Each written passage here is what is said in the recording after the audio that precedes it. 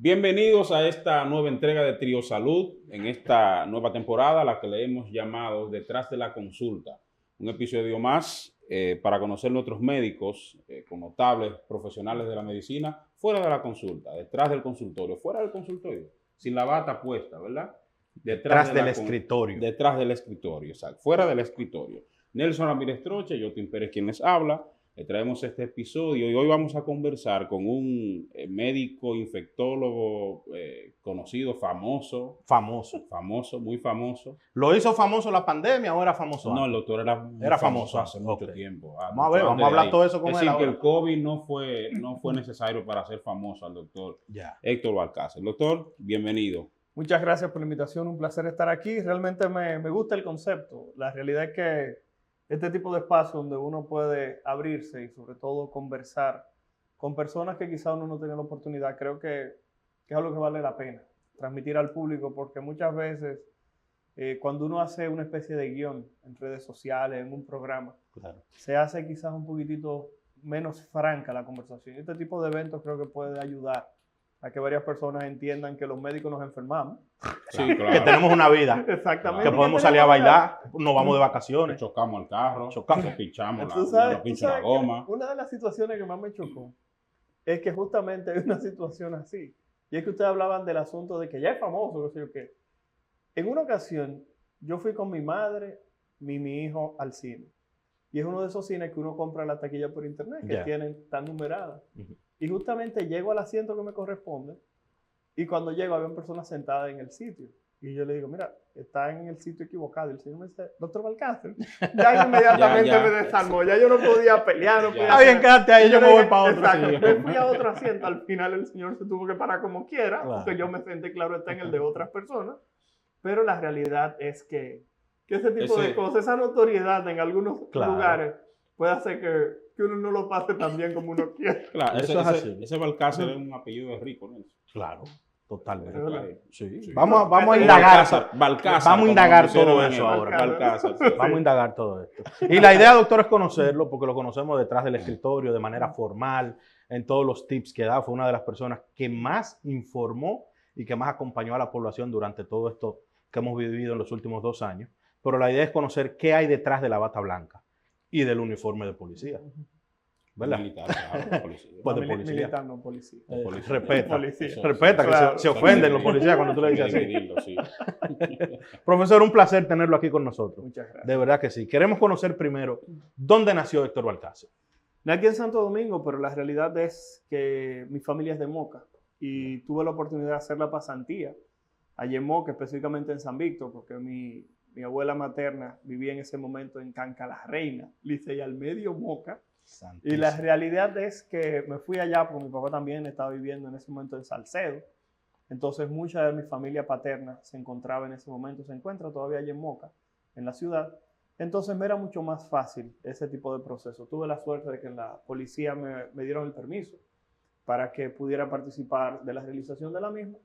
Y tenía tanto tiempo en Moca y el apellido Balcácer es tan conocido en Moca que hasta me aceptaron a jugar baloncesto en el superior de Moca como nativo. Para que tú entiendas. Esa fue una situación. Pero juega. Hay que invitarlo a la liga. No, jugaba, porque el asunto fue que un día yo me di cuenta que ya mis días de baloncestito habían terminado cuando me caí y la gente no se rió, sino que alguien voció, levanten al señor. Ahí mismo yo dije ya mi día de nosotros hemos traído atletas aquí, a excepción de Fuerte Piantini, que no jugaba ni canica. Mena, que judoka. El doctor lo jugaba superior, superior, no cualquier cosa. Pero la realidad es que ahí mismo yo dije, vamos a dejar esto del ya esto se acabó. Sí, sobre todo porque también yo llegué a jugar en una liga en el Club Los Prados, que era una liga de cronistas, ya adecuada un poco más a mi edad. Pero mientras más viejo, más sucio. Claro. Ahí era que jugaba Franchi. Me torcí un tobillo en una ocasión, que tuve que esperar una semana que me bajara el tobillo para poder ponerme un para poderse poner un yeso. Exactamente. De lo inflamado que estaba. Ahí ya usted era médico, doctor. Sí, claro, por eso, un señor mayor. Ya yo me decidí a ser un señor mayor. La gente me pregunta, yo soy un señor mayor, la gente no me entiende. ¿Sus padres son médicos, doctor? No. Mi papá era sociólogo, falleció hace unos años atrás, y mi madre es psicóloga. Okay. Creo que... ¿Y tiene algún otro médico en la familia o no? Sí, lo que pasa es que posterior a eso, entonces, la más pequeña de mis hermanas de padre y madre, que se llama Denise, que vive en Tampa. Hizo también medicina, hizo infectología también. Entonces tengo 2 hermanos de padre, que son los 2 más pequeñitos, los cuales también se hicieron médicos, uno está haciendo hematología y el otro está haciendo cirugía. O sea que yo comencé ese mal camino de la medicina. Usted trilló ese camino y todo el mundo le cayó atrás a usted. Entonces, podemos decir que usted ha sido la inspiración de sus hermanos para estudiar medicina, quizás, y para hacerse especialistas. Pero ¿quién fue la inspiración suya para estudiar medicina? No, la realidad es que no sé. La verdad es que justamente estaba en la fila de INTEC. Porque mucha gente dice, no, que yo tengo una vocación de ser médico desde pequeñito. La realidad es que no.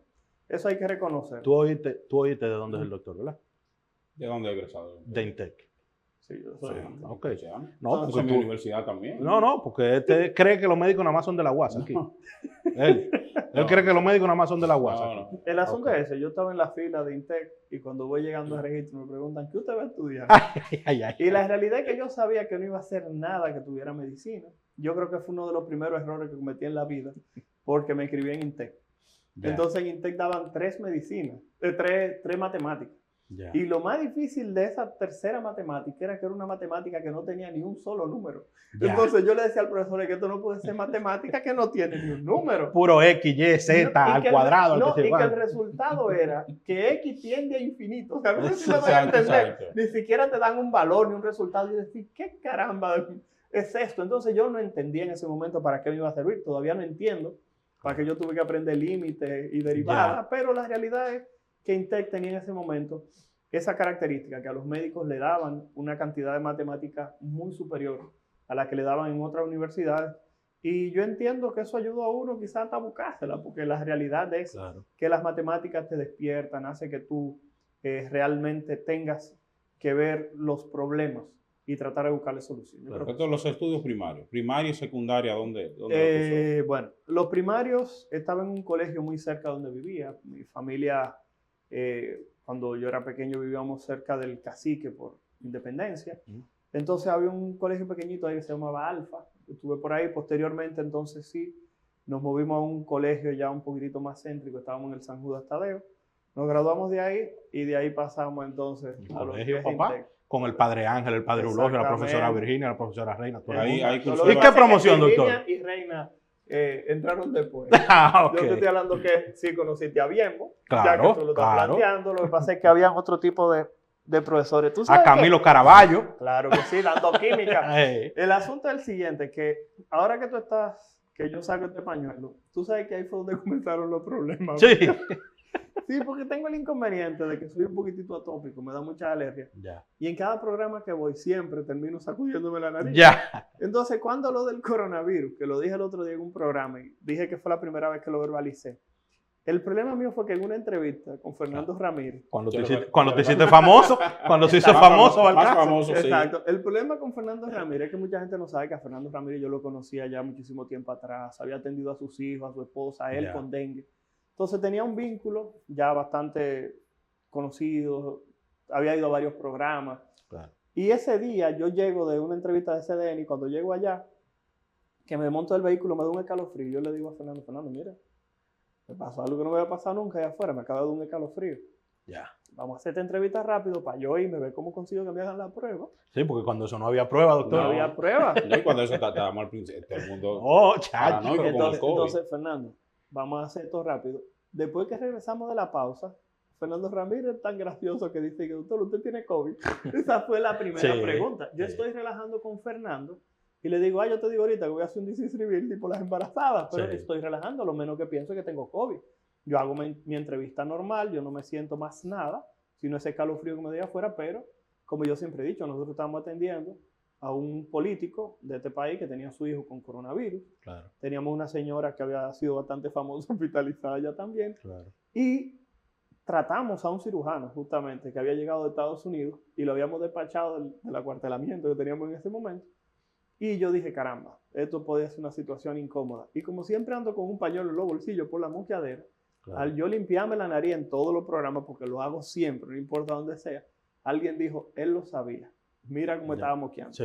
Después de ahí, mucha gente no sabe, y era algo que yo le he dicho siempre, que en ese momento, o sea, yo no he visto todavía mi prueba positiva, o sea, mi prueba de detectado de coronavirus, porque a mí me llamaron por teléfono para decirme que yo estaba positivo.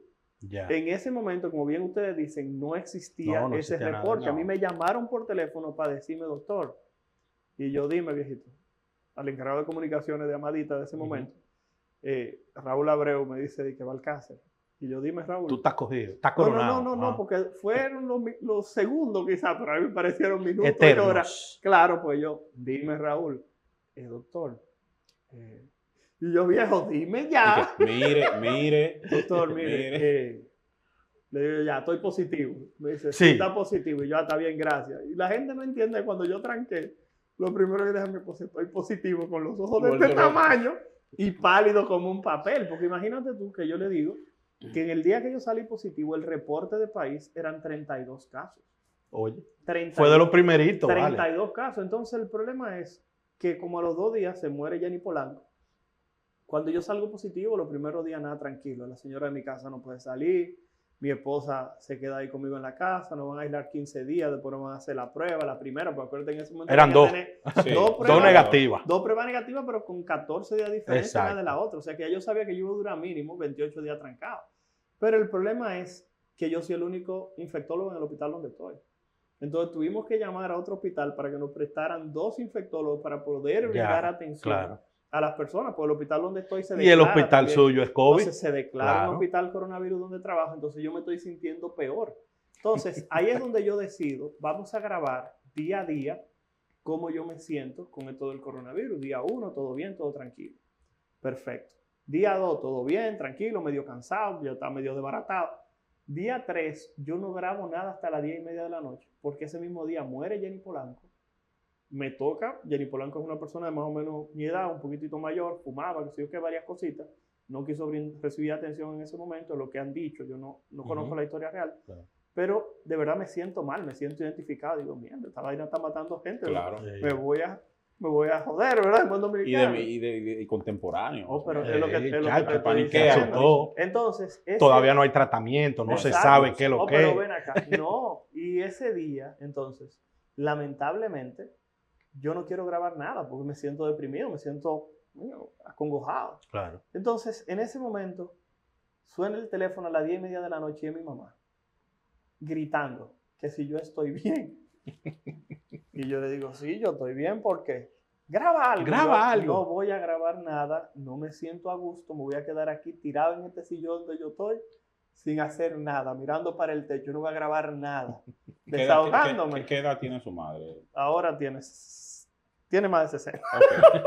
Okay. Entonces, en definitiva, el asunto es que yo tengo que grabarlo porque mi mamá me dice, a mí no me van a dejar dormir esta noche porque cada 10 minutos me está llamando alguien para preguntarme si tú te moriste. Que por eso tú no has subido, que por eso tú no has que grabado. por eso tú no has grabado nada y no lo has subido a las Eso que redes. está malo, eso que te enguce. Exactamente. Entonces que lo estábamos escondiendo, era lo que la gente decía. Sí. Entonces en ese momento yo grabo ese video y continúo. En ocasiones hice unos cuantos live.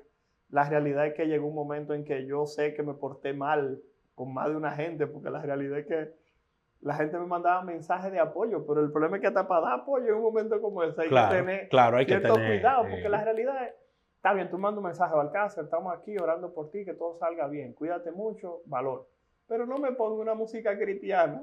Señor, me ha mirado a los ojos, Alcácer. Lo estamos despidiendo casi. Oye, esta será la que van a ponerse en caso de que a mí me pase algo. Exacto, entonces en ese momento yo de verdad me molesté un poquito. La otra presión que tuve fue que yo, y esto es una historia de la que yo me río ahora, pero yo prendí la televisión al día siguiente y me encuentro a los bomberos frente a Color Visión. Yo había hecho una entrevista en Color Visión casi 9 días antes, 7 o 9 días antes, y yo me encuentro a los bomberos pasando la televisión y digo, mi amor, cogió fuego Color Visión y ahí están los bomberos. Y le pasan el micrófono a Iván. Iván dice, porque entrevistamos al doctor Alcácer. Yo no tenía dónde meterme. Lo que pasa es que yo entendí y llegué de verdad a decir la primera vez que grabé un video, porque en ese momento era una mezcla como entre miedo, decepción, porque de verdad no había tratado de brindar cierto grado de información y sobre todo que en varios sitios yo le dije a las personas, el problema no es si va a llegar el coronavirus, es cuándo va a llegar, por las características que tenía el virus. Pero yo en ese momento dije, y eso sí fue algo que me llamó la atención, que yo le dije a la gente, me dio coronavirus, yo voy a salir de esto, voy a tener anticuerpos, yo voy a atender a todo el que me necesite. Claro. Y no importa lo que usted haya dicho o no haya dicho, y efectivamente fue así. Gente que me acabó, que me destruyó posteriormente, Después fue fue a él o buscarte. fue con algún familiar. La vida es así, yo. Sí. Y lo otro es que también yo tengo que agradecer a mucha gente que al inicio tuvimos nuestro problemita, pues, por ejemplo, Caroline, una gente que le tengo mucho cariño, mucho afecto, pero cuando Caroline salía en los live, en la prensa, diciendo que tenía 2 semanas que no abrazaba a su hijo porque había estado conmigo, tú sabes los mensajes que me mandaban. Claro. Tú te imaginas lo que la gente me decía, abusador. No, claro. Yo me No, imagino. doctor, a usted Me dieron de piña. Le dieron de- duro. De Sí. piña. Nosotros lo defendimos muchísimo en Sí, Twitter ahí pero- porque había gente ya. No. Y en los programas, pero la realidad es que todo el tiempo pone todo en su lugar. Sí, es lo eso que es así. por lo menos tú aprendí, nos has enseñado. Y la realidad es que en este momento que estamos grabando esto, la realidad es que la infección por coronavirus ocupa en este momento un 3% de positividad. Claro. Ese fue el último reporte del ministerio. O sea, de cada 100 personas que se hacen la prueba, 3 Tres personas salen están positivas. saliendo positivas. Y la Organización Mundial de la Salud tiene una definición muy clara. Si en un territorio pasan más de 2 semanas con una positividad por debajo de un 5%, se conoce que ese proceso está controlado en ese territorio. Claro. En la República Dominicana, aparentemente esa es la tendencia. Sí. La gente dice, no, que no están haciendo pruebas. Las pruebas se están haciendo No, se igual. siguen haciendo. Se Lo siguen que pasa haciendo. es que en este momento la demanda simplemente ha disminuido, Claro. porque esa es la realidad.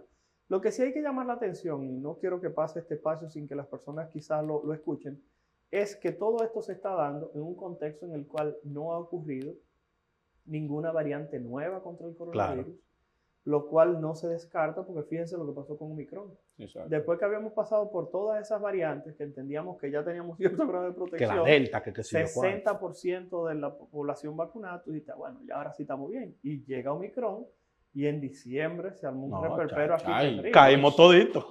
Y siempre estábamos, Nelson y yo, uno al lado de otro. En la clínica. Sí, Pero eso sí. es así. Doctor, Sí. ¿algún apodo con el cual lo conocen a usted como Vamos a niño, volver un pero- chin atrás. lo que le- ¿En qué promoción se graduó en el San Judas? Qué afán, Ya, ¿en ya él se siente No, identificado, que ya me como es su siento colegio. identificado. qué año tú te graduaste, Ramiro? Vamos a ver. Exorians, ¿Pero qué es eso? ¿En qué año? 98. Me gradué 8 años antes que tú, en el 90, Ah, no. imagínate. 90, no. El tanto. doctor Es no que quiere yo, que le- el doctor por, no quiere algún- que le calcule por la alguna edad. razón no, creía no, que no, estaba no, como no, cerca de No Nidia, le- mi hermano. no quiere que le...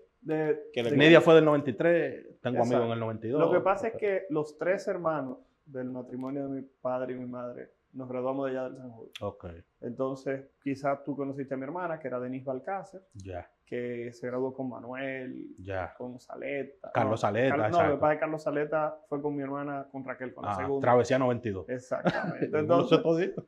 el asunto es que esa fue la situación. La Ya. promoción mía fue donde estaba el hijo de Rubén Comarazami. Ya. Un grupito. Fuimos una de las promociones Grupo. más pequeñas, pero no era muy fácil. Ya. Deme el apodo.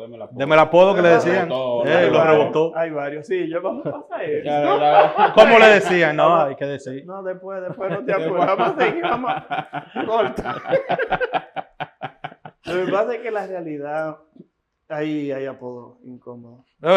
Sí, hay apodos incómodos. Tú sabes, No vamos me a seguir con pregun- otra Cuando te toque entrevistarme, no me preguntes mi apodo. El apodo. Claro. No me lo preguntes. Claro.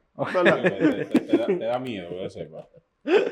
¿Cómo fue tu carrera de medicina en Intec? Entonces termina, te gradúas del San Judas, sale del Padre Ángel y el Padre Eulogio, gracias a Dios, de Gladys June, dando ¿Cómo que sociales gracias a y Dios? todo eso.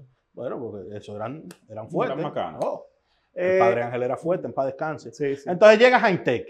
Eh, ¿Cómo fue tu carrera en Intec? Intec- En esa época Intec no era tan conocida por dar medicina. No, lo que pasa es que recuerda que Intec comenzó en el 72. Lo que quiera dicho que ya tenía una cantidad de promociones muy Claro. importante. Lo que pasa es que en el momento en el cual yo entro a Intec, yo entré con la visión de irme para Estados Unidos. Ya, Y yo lo que quería era estudiar en la UNFU. ya. Entonces mi mamá me convenció, me dio una terapia psicológica, me dijo, ¿tú te vas a pagar la universidad? Yo dije, está bien, me voy para Intec. Está bien, me voy para donde tú quieras. Me voy para Intec. Sí, porque cuando eso la UNFU era la UNFU. Exacto. Oye, ¿En qué en sentido? medicina. Económicamente. La lo UNFU. que- lo que Era pasa- la universidad Lo de que pasa es medicina. que todas las personas que migraban del país lo hacían generalmente a partir de la UNFU. Y Ujú. por eso, si ustedes se fijan, todavía existen muchos profesionales que son referencia porque en ese Ujú. momento, los 80 sobre todo, habían Sí. partido del país desde la UNFU. Todo el Claro. que iba a la UNFU era como lo que uno observaba, por ejemplo, hoy en UNIBE. Hoy en UNIBE. Que todo el que está en UNIBE en un momento lo que pensaba era irse del país. Exactamente lo mismo ocurría en ese momento con la UNFU. Y ese era el plan que yo tenía ahí. Cuando llego a Intec, la realidad es que el sistema de trimestre al principio es medio incómodo. Sí. La Sí, porque realidad- todo rapidísimo. ahí en el Exactamente. Dicen que son 12 semanas de clase, pero la realidad es que tú das 10 semanas de clase, tienes que tomar exámenes a cada rato. Tú sales de un examen y ya tienes TEC. otro. Y ya tiene otro. Entonces, al principio es un poquitito difícil acostumbrarse. La ventaja es que los primeros trimestres, que es la parte propedéutica, en ese momento era mucho más fácil. Uno había salido de un colegio más o menos con una formación adecuada y uno no tuvo mucho problema. El problema fue cuando llegamos a anatomía, que yo me di cuenta que yo iba a hacer cualquier cosa Menos cirujano. menos cirujano. Entonces, ahí tuve un pequeño inconveniente. La única vez que tuve un problema con una materia. Vamos a ver, ¿quién le dio anatomía? Pregúntale de una vez a ver con quién fue. fue. El doctor Henry Pichardo. Ustedes posiblemente no lo conocen ok. porque es un cirujano que ejerció sobre todo en San Cristóbal. Ok. Y Se después de ahí se dedicó a la fue. docencia. Ajá, no, pero se fue a Estados Unidos. O sea, Ya, una persona Ok. que se fue a vivir a Estados Unidos. Y la realidad es que quizá no tuvo ese descuello tan importante. Algunos cirujanos, quizá un poquitito mayores que ustedes lo conocerán, pero es lo que te estoy O comentando. sea, Entonces, anatomía es un cuco en toda la universidad. En todos lados. Sí, Era un pero- filtro, en UNEV era un filtro. Sí, pero el problema de eso es que fue específicamente anatomía 1. Y era que... La fácil. Sí. No, pero no eso, sino que también había un problemita. Y es que en este país hay una situación con el estudio de la medicina. Fíjate que en otros países, para tú poder estudiar medicina, tú necesitas tener previamente una licenciatura Claro. de aproximadamente 2 años. Ujú.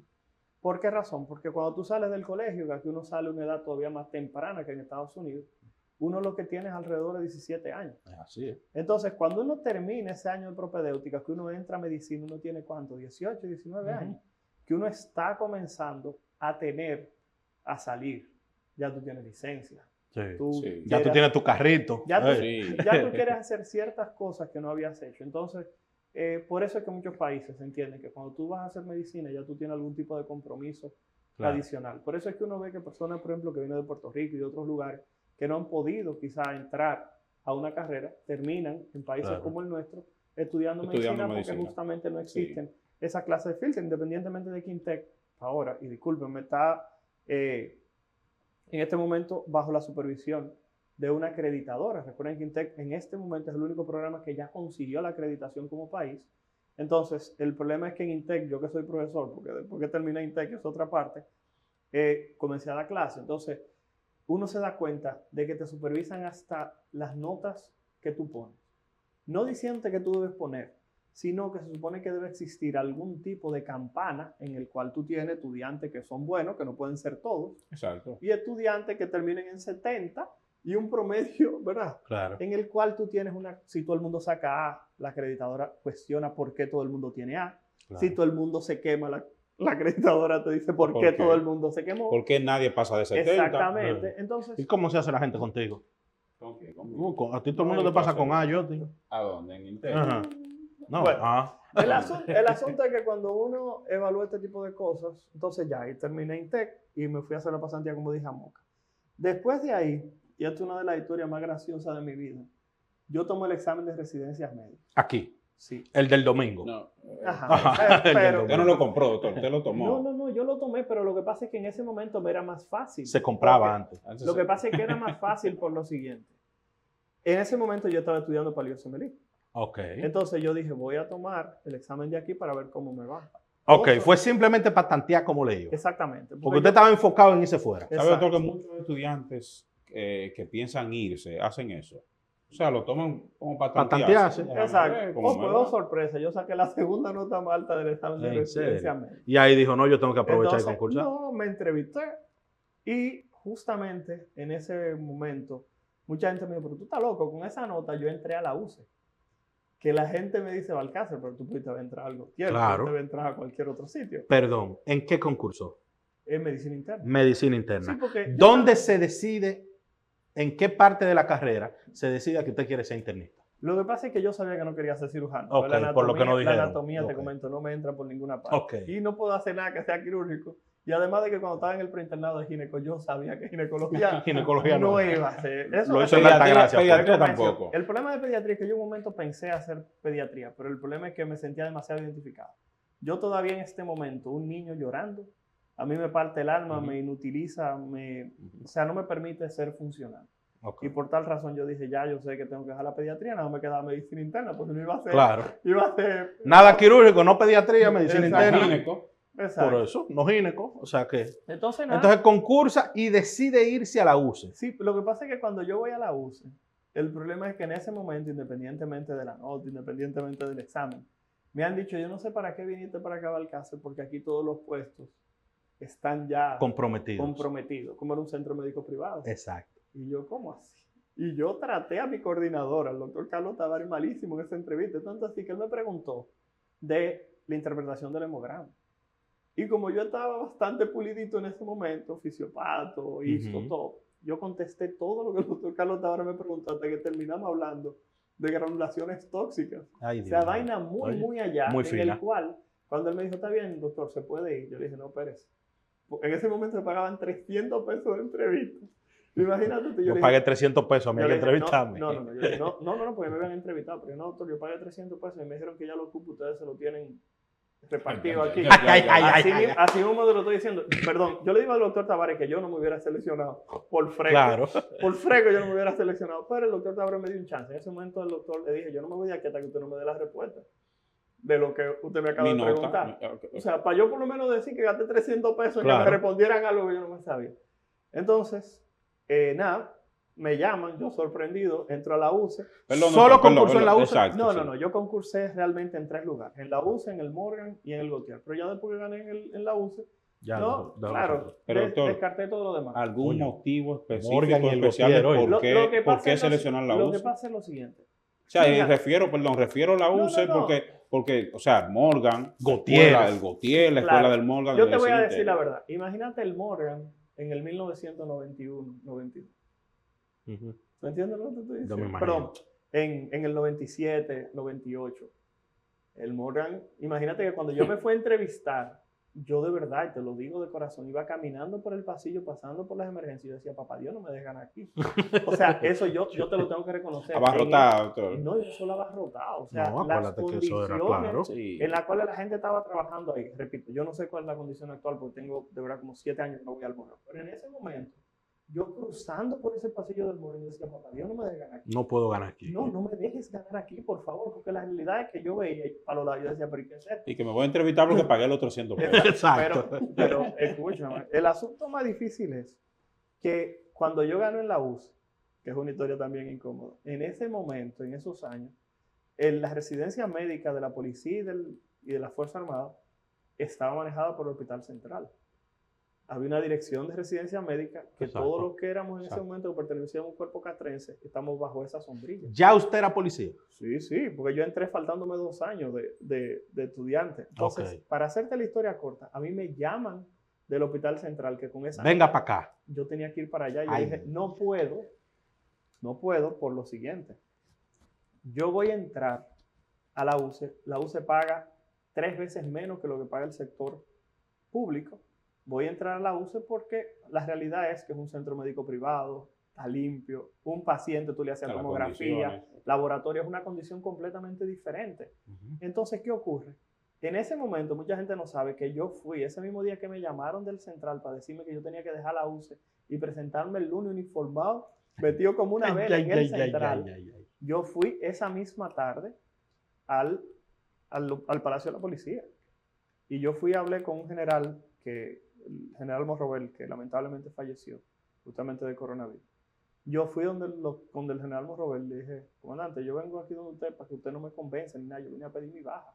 ¿Pero usted lo conocía o usted fue? Lo que pasa es que pasa es que hay un trayecto dentro de la policía que mucha gente no sabe. Me mandaron a cubrir unas vacaciones de 15 días en operación especial y me dejaron casi 2 años. O sea, entonces, tú sabes cómo es la policía. Y el requisito para mandarme para operación especial en ese momento era, Balcácer, ¿tú tienes carro? Y yo, sí, pues está trasladado. Pues tú eres que estás trasladado. Exactamente. Entonces, el comandante Morrobel había sido el director allá de operaciones especiales. En ese momento era uno de los asistentes del jefe de la policía de ese momento, era coronel. Yo voy, hablo con él y digo, yo no necesito que usted me ayude, de verdad que no, yo se lo agradezco, pero yo me voy de aquí porque yo no puedo estar en esto y que me llamen y que deja esto. Claro. Entonces, el asistente real en ese momento en funciones de la policía me dice, doctor, ¿qué le pasa? Y yo le digo, le cuento lo que me ocurre. Y y voy a decir el nombre, fue Ben Cosme Candelier. Candelier en ese momento, cuando Candelier era director de la policía, jefe de la policía en ese momento, que me dice, doctor, olvídese de eso, présteme su cédula. Y ese señor llamó a alguien con mi cédula en la mano. Yo tengo aquí a mi cuñado. Oye, ay Dios Mi mío. cuñado, el doctor Héctor Balcácer, que va el lunes para allá a primera hora para que les resuelvan esto y esto. Y así fue que yo conseguí el permiso. Pero Sin conocerlo, usted no lo sin conoce. conocerme. Ese Wow. es el asunto más. O sea, comento, es una persona que jamás de ahí, después de ahí jamás he tenido la oportunidad de verlo. Si ve esto, de verdad lo agradezco infinitamente, porque la realidad es Famoso, que ahí- Ben Cosme que Candelier. ahí comenzó. El asunto es que cuando yo termino en la UCE, me doy cuenta que mucha gente criticaba la UCE por muchas cosas, pero justamente tú sabes que cuando tú estás metido en el bosque, tú no puedes ver los árboles. Claro. Y yo lo que hice como R3 de medicina interna fue rotar a medicina interna en otro hospital. Había una rotación de reumatología que solamente eran 2 días a la semana y los otros 3 días, uno como R3 ya lo que lo iba a usar era para otra Claro. cosa. Yo esos 3 días lo utilicé para rotar en el servicio de medicina interna del Morgan justamente para ver si realmente yo estaba tan mal como la gente, Como la gente decía. como la gente Claro, decía, claro. porque como la UCE no se maltrataba, o sea, tanto así que yo como residente me sancionaron 2 veces, y fueron 2 sanciones de 4 horas en un periodo de 3 años. En Porque no le tocó yo. ¿Eran sí. 3 años o 4 años? 3 años. 3 años Tres cuando eso. Entonces el asunto es que la No le realidad... tocó. No le La tocó yo como La superior. realidad es, no, Oye. porque es que allá no se utilizaba eso, o sea, no sé si me doy a entender, y tú Claro. ni siquiera tenías sanciones de que pediatría sancionaba a gineco o anestesio sancionaba cirugía. Y entendí que la UCE tenía una ventaja que no lo brinda ningún otro sistema, que no sea en parte la formación militar y policial, ahora que el hospital de la policía tiene residencia, que es lo siguiente, y es que tú tienes que aprender a tratar el paciente, no como que tú le estás haciendo un favor, que es uno de los, en este momento, y creo que ha sido uno de los grandes debilidades de nuestro sistema Claro. de salud, y es que en el sector público, el médico, el enfermero, el bioanalista y muchas personas, repito, no quiero generalizar, pero hay un grupo de personas que entienden que le están haciendo un favor al usuario. Claro. Exacto. Y cuando uno evalúa esto, yo me daba cuenta de que, bueno, en el centro médico yo no podía gritarle a un paciente y le dije, doña, ya yo le dije que la voy a atender ahora. Claro, Ay, ay, ay. totalmente. Váyase si usted quiere. Oye. Ese tipo de cosas ¿Eh? no se puede hacer. Entonces, ¿Te suena eso? yo en ese No. momento, En mi escuela sí, no se da eso. yo en ese momento sí aprendí algo. Y es que no existe un momento o un lugar o una situación que no te pueda brindar algún tipo de enseñanza Claro. y que todos los programas de residencia tienen una fortaleza. Hay personas que no habrán sido brillantes en su formación, pero hoy son exitosos. Claro. ¿Por qué razón? Porque adquirieron alguna habilidad que le permite sobresalir. Entonces, en ese momento yo le agradezco a la UCE que el mismo día que yo terminé de graduarme de infectólogo, yo llegué al centro médico UCE a darle una clase a los residentes porque no tenían nada que hacer, no tenían un paciente en el Claro. consultorio. Y llego al centro médico UCE y cuando voy subiendo a darle una clase a los residentes, te estoy hablando del otro día de haberme graduado, que tengo un consultorio y he hablado con el doctor Pacal Núñez, que compartíamos el consultorio, el gastroenterólogo, y llego a la UCE. Y justamente cuando llego, el primer paciente que yo atendí en el centro médico UCE fue Oscar Sarante. ¿En El serio? bachatero, para que tú entiendas. Pa' que Me tú mandó veas. a llamar al neurólogo Alcácer. ¿Qué fue lo que tú hiciste? Infectología. Te necesito Ven acá. aquí en el módulo. Ven a verme este Yo paciente. dando una clase, o sea, para que tú entiendas. El factor económico no fue un factor en ese entonces porque la UCE Siempre ha pagado menos. siempre ha pagado menos. Sí. Bueno, Lo que no. pasa es que en ese momento, y era lo que te decía, hay una frase que yo utilizo también mucho, que es que la gente dice que no le guarda ningún tipo de amor a la institución donde pertenece. Yo sí te puedo decir que yo me siento orgulloso y me siento agradecido a mi policía. Ya. Porque en los momentos más incómodos, porque un pedazo que yo salté, es que cuando yo estaba haciendo la pasantía, yo era policía, me pagaba salud pública, jugaba basquetbol y me pagaban por eso. Entonces yo mi Era papá me rico, regaló un Balcácer. carro. Se la buscaba. O sea, sí, en ese momento. Entonces llegué a trabajar también en un seguro. El problema es que ahí me caso, tengo un niño. Entonces, cuando eso ocurre, yo estaba en una situación que Claro. no era buena. Claro. Fue un momento incómodo, un momento apretado. Entonces ahí, cuando uno lo evalúa, viene la situación de que la policía nunca dejó de pagarme mi dinero. Exacto. O sea, la policía siempre me dio ese apoyo. Sea mucho o poco, pero está ahí. Claro, estaba ahí, yo sabía que yo podía contar con ese dinero. Con Y lo ese mismo dinero. pasó cuando yo estaba en la UCE. La UCE pagaba menos, pero la policía me daba algo de dinero adicional. Claro. Entonces, la realidad es que cuando yo evalúo eso, La gente dice, yo no le agradezco a la policía. Mentira. Yo sí le agradezco a Totalmente. la policía porque la realidad es que cuando yo estaba con el dedo índice metido donde termina el tubo digestivo, ¿verdad que sí? Claro. La policía siempre estuvo ahí para mí. O sea que cada vez que alguien me dice, no, que lo que sea, yo de verdad ahora me siento orgulloso. Claro, de ser orgulloso. policía. Doctor, ¿y policía. dónde el proceso de la subespecialidad en infectología? Exacto. Termina Termina medicina interna en la interna, UCE. exacto. ¿Cuándo decide que quiere hacer infecto y cómo concursa para infecto? Lo que pasa es que cuando yo entré a medicina interna, como te decía, a medida que el tiempo fue pasando, yo hice residencia con varias personas que en este momento son todos subespecialistas.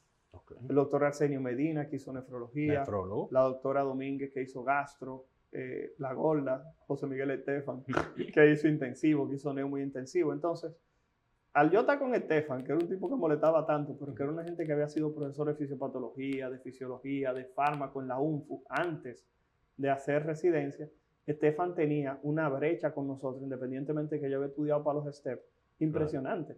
Entonces yo sabía que nunca lo iba a alcanzar en cardiología, Ya. que yo no lo iba a alcanzar nunca en neumología. ¿Quién fue el jefe residente? ¿Fue él? No, la doctora Domínguez, pues nosotros éramos un grupo sin vergüenza. Okay. Entonces el asunto es que en ese momento, Estefan tenía una brecha muy grande con nosotros. Y lo único que él no sabía era antibiótico. Ya. Ni sabía nada de infectología. Entonces yo necesitaba ponerme al nivel de él de alguna Claro, forma. Claro. Y la realidad es que yo el otro día en un congreso de neumo le di las gracias. Porque si él no hubiera hecho la residencia conmigo, quizás yo no me esfuerzo tanto para tratar de estudiar, de aprender, de no quedarme atrás. Cuando yo era R2, el doctor Jorge Marte abre un concurso para plazas de R2 y le dice a Estefan, vende la UCE para acá, para el Gautier. Marte Valles. Sí, el Jorge doctor Marte Jorge Valles. Marte. Entonces Jorge Marte le dice, ven para el Gautier, porque tú sabes que aquí es más fácil que tú hagas una especialidad. Claro. En ese momento tú sabes que era bien cerrado. Sí. Tú egresado del Gautier, era casi Era ahí mismo que ¿Estás se seguro? quedaba. Exacto, Sí, claro. exacto. Entonces, ¿qué pasa? Todavía. En ese momento yo tengo que agradecer también que Jorge Marte me dijo, Algunas Balcácer, arranca para acá. Porque no solo él abre una plaza de Estefan, sino que me dice, Balcácer, ven para acá. Claro. Y en ese momento yo dije, me falta un año para terminar, Claro. voy a tener que volver a repetir R2. Volví a repetir R2. Entonces yo dije, No, doctor, gracias. no, y de verdad el otro día él me lo sacó en cara, me lo entregó y le dijo, doctor, mira, olvídese de eso, yo no me siento mal. Entonces ahí concursé para infecto, que era ya lo que yo tenía realmente En el Gautier. observado. Sí. Que solamente la dan en el Solamente la dan en el Gautier. La plaza ahora tiene aparentemente unos planes de quizás formar Expandir. especialistas, sí. Gautier. Okay. Pero el asunto es que yo voy al Gautier y la realidad es que fue un choque. Porque imagínate tú, yo R3 de la UCE y el primer día que llego me dicen, doctor, tómele la presión a ese paciente. Y ustedes no lo van a creer, yo no tenía ni un esfismo ni un esteto. ¿Era R3? No, Oye, ya yo era especialista. Era especialista. Entonces, volví a acostumbrar Claro. de que hacer un R1. Hacer un otra R1 vez. nuevamente. Esa situación. Entonces, tú tuvo me que sometió coger su tanto. examen. Sí, Para claro, se infectología, toma un hacer examen. El concurso fue Claro igual. que sí, claro, se toma un examen de la subespecialidad. Lo que pasa es que la ventaja es que realmente, como yo no tenía la presión ni de los tranques, ni de que yo tuve que meter un paciente en una camilla o tener que tomar una muestra, a menos que no fuera algo femoral, ¿me Un doy a choque. entender? No, pero no es eso. Lo que te digo es que la UCE te daba la oportunidad, o te da todavía la oportunidad de estudiar. Claro. ¿Por qué razón? Porque yo, si quería una tomografía, llamaba al camillero Claro. y le hacía una Y tomografía. el flujo de pacientes no es tanto. como- Claro, no, O sea, el tú- flujo. No, hey, pues tú nos conocías a la UCE en esa me época. refiero al chance de estudiar. Exacto. Nelson. No es lo Lo mismo. que pasa eran los factores. Te comento. No habían tranque, que eso ya te aseguraba tu paz de espíritu. Claro. Número 2, pues, no mucho, se iba un paciente sin que tuviera un diagnóstico. Porque el asunto es, si tú necesitabas gases arteriales, gases arteriales. Si tú necesitabas un eco, un eco. Si tú necesitabas un Doppler, un Doppler. Si tú necesitabas una tomografía, una tomografía. Una resonancia, llama una ambulancia. Y le hacíamos todo. Entonces el paciente se iba con un diagnóstico. ¿Cuántos diagnósticos tú hiciste alguna vez de que un EPRU tropical? Para que sepa. Yo tenía un paciente que estaba allá, yo le hice al paciente y me dijeron, no, porque si vamos a hacer el diagnóstico de prueba, que toma una muestra de J1, que yo cuando. Yo llamé a uno de los gastros que haciendo copias de J1 para que le tomara una muestra, no sé si me doy a entender. Claro. Lo que te comento es que cada cosa tiene algo bueno. Y en la UCE, que era lo que te estaba comentando, no habían tranque, yo no tenía que tirarme un paciente arriba, las muestras las toma el laboratorio, yo no tenía que estar embromando con que si hay que tomarle una orina a un paciente y el paciente no orinó, yo al otro día estoy preso, o como hacían residentes, amigos míos en el Gautier, que orinaban ellos por la presión, y eso ustedes lo saben que es así. Claro, eso se hace. En los hospitales que había que hacerlo. Inventaba sus Exacto, cosas. se inventaba. Entonces yo no andaba con su talonario de orina ahí. Exactamente. Tú te inventabas, No, tú no andabas andaba con tu con talonario su en el cosa. central, ¿eh? O sea, pero No lo andaba con que sus te cosas comento ahí. es que ese tipo de realidades son realidades que todavía persisten en nuestro medio. Entonces, Claro. cuando uno evalúa ese tipo de cosas, era lo que pasaba. Después de ahí, sí te voy a decir algo. Yo termino infecto. ¿Cuánto duró infecto? ¿2? 2, 3 Ok. de medicina interna y 2 de infecto. Ok. Pero el asunto es que después de ahí, cuando yo termino, que aquí es donde viene un momento para mí de lo más oscuro de mi vida. Ujú. Sí, porque el asunto es que me voy a trabajar en VIH. Ok. En un programa de VIH que en ese momento está comenzando. Con la doctora, la americana, ¿cómo se llamaba? La doctora Helen Kenny tiene su Helen. centro, pero el asunto ok. es que en ese momento la doctora Marisabel Tavares era la directora de la Dirección General de Control de Infección de Transmisión Sexual y SIDA, y era un Ya. programa de VIH que estaba comenzando, en el cual un grupo de personas habían demandado el país y se estaba comenzando a brindar tratamiento antirretroviral a esas personas que habían demandado el país, habían ganado esa demanda internacional y el país entonces tuvo que acoger a 300 personas para comenzarle tratamiento. Ya. Entonces, el país tiene que comprarle esos 300 y pico de gente el tratamiento y así comienza el programa de VIH. Yo era el encargado del servicio clínico. O sea, que yo era el encargado de que si tú como médico te pullabas en bárbaro, yo tenía que conseguirte ese tratamiento y hacer que tú lo recibieras. O sea, yo llegué a recibir personas en los peajes para entregarle lo antirretroviral. tratamiento Y antirretroviral. que mira, O sea, nos juntamos en el peaje. no te estoy relajando, o sea, a ese nivel, mi teléfono no, por eso es que cuando te hablo de periodo oscuro es que era una situación incómoda. Claro. El país no tenía protocolos reales todavía de tratamiento, que habían que crearlo. Número 2, nos invitaban en ese momento a todas las reuniones. Yo dije en ese momento que la especialidad que yo había hecho era reunionología. Yo vivía reunido con todas las reuniones del mundo. Entonces, Ese fue su primer trabajo, doctor. Lo que Ya pasa- como especialista, como subespecialista. sí, porque la realidad es que ahí tenía un trabajo terrible. Yo era encargado de servicio clínico en un programa que estaba comenzando a expandirse. Después de ahí, tuvimos que formar a los médicos que iban a brindar atención. ¿Por qué? Porque comienza el diagnóstico de VIH, a hacerse pruebas en todos los sitios, en Claro. todos los lugares. Las personas se identifican, tú tienes que darles respuesta. Y si 300 y pico te demandaron y te ganaron, tú te viste esa vaina y le comienzas a brindar Claro. tratamiento a todo el mundo. Entonces, Exacto. inicia la compra de tratamiento antirretroviral de Fondo Mundial, Banco Mundial. El país comienza a aportar una parte. Y el programa pasa de 350 gente en pocos años a casi 17,000 gente. Pero el Sí. problema es que tú no puedes tener toda esa gente en el Morgan, Claro. en el Gautier, perdón, en el centro sanitario, en el Gautier, en el IDEF, que eran de los sitios que brindaban servicio. Habían como 3 lugares nada más. Entonces tú tenías que descentralizar. Y hoy en día, por ejemplo, el programa de VIH está en todos los sitios Sí, de este claro. país, pero eso fue un proceso Un en proceso. el cual se tuvieron que formar médicos, enfermeras, psicólogas, consejeros pares. O sea, consejeros pares son personas viviendo con VIH que trabajan en esos lugares. Y eso se tuvo que hacer del momento del lugar donde estábamos en ese lugar. Entonces, yo como encargado de servicio clínico tenía que hacer el programa para que todos los médicos que se iban a capacitar trabajaran junto con otro grupo de médicos, Arely Batista, José Ledesma. Tuvimos que capacitar casi 40 médicos para que se fueran a diferentes unidades de atención integral, junto con las enfermeras, junto con los consejeros. Entonces, después de ahí, ¿Y le gustaba a la gente trabajar en ese programa de VIH? No había todavía como cierta... lo que pasa es En esa que época. después que tú tienes conocimiento, el temor se va. Ya. O sea, la realidad es que mucha gente me preguntaba eso. Y había gente que, por ejemplo, uno llegaba de una charla de VIH y lo primero que te preguntaba es ¿cuánto tiempo tú tienes con el diagnóstico? Porque inmediatamente lo que decían era eso. Entendían, Pero la exacto. realidad es que uno a veces ni siquiera se molestaba por decirle a la gente si uno tenía o no tenía. Porque la Claro. realidad es que piensa lo que usted quiera. Claro. Entonces, después de ahí entonces pasamos a Copresida.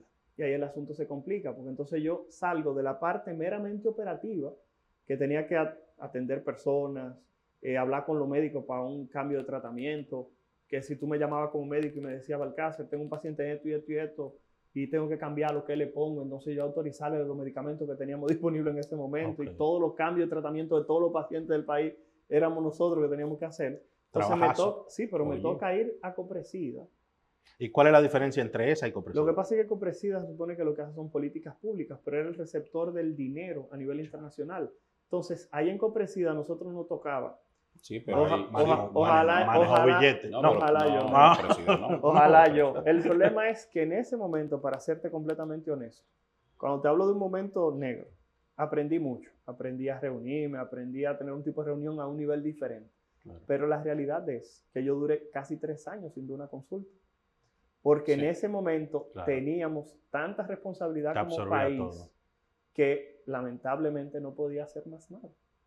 Y no podía dejar a la policía porque era lo que te decía, yo tenía ese compromiso con la policía. Claro. Yo iba y trabajaba y salía de la policía, a veces eran las 3 de la mañana, y yo tenía que estar metido ahí. Y volví O sea, otra vez para allá. Ese es el asunto. O sea, y aún cansado tenía que ir a brindar un servicio y devolverme. Entonces, la realidad es que cuando salí de VIH, me sentí extremadamente tranquilo, me sentí con el deber cumplido, de verdad Claro. que sí, pero la realidad es que fueron momentos. Yo creo que si alguien me pregunta qué es lo que me ha formado como carácter después del COVID, fue ese momento de VIH. Yo no sabía VIH que nada por podía ser peor que el VIH hasta que llegamos a la vaina del coronavirus, de verdad. Ya. Que sí. Doctor, eso a nivel público y a nivel privado. ¿Cómo fueron No. sus primeros pasos? Porque, No, él salió de la USA y de una vez tenía no, su... No, espera, un subespecialista joven, tú sabes cómo son Preparado, las sociedades. claro. Tú sabes cómo son. Pero ellos son cómo poquitos, Éramos los muy infectólogos. Como quiera.